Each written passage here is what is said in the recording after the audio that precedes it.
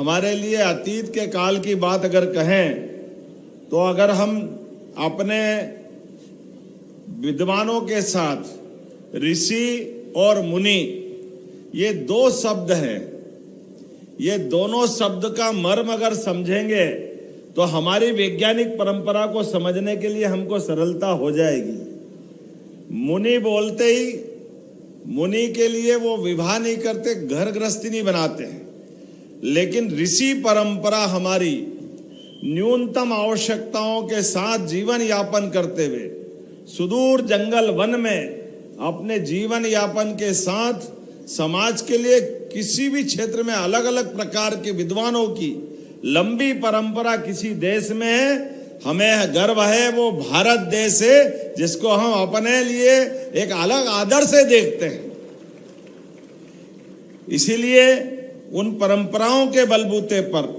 जब विमान शास्त्र की बात करते हैं तो ऋषि भारद्वाज याद आते हैं। पुष्पक विमान हमको भगवान राम के काल में दिखाई देता है। जब शून्य की तरफ देखते हैं तो आर्यभट्ट की तरफ ध्यान जाता है। जब भास्कराचार्य के पास जाते हैं तो ग्रहों की गति बताई जाती। पतंजलि ने योग के माध्यम से कोविड के काल में अभी हम सबके सामने वो विषय आया है, जब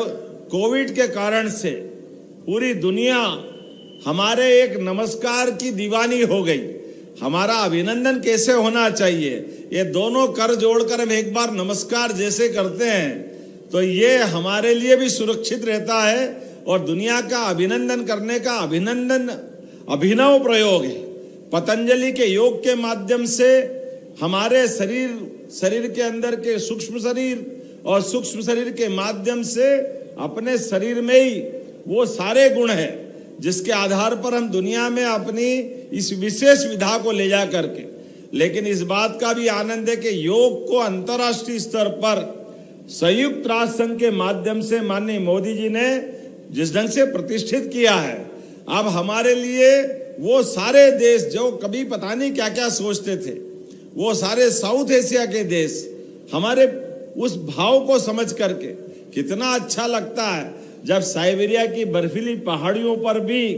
योग करते हुए लोग दिखाई देते हैं। और हमारे लिए चाइना से लगा करके पाकिस्तान तक, चाहे उससे हमारी कितने प्रकार की कई मामलों में नहीं बनती है, लेकिन योग वाले दिन तो पाकिस्तान के भी लोग योग करते हुए देखते हुए संयोग से ही सही ने नमस्कार तो भारत वालों को ही करते हैं, उसका आनंद हम सबको आता है।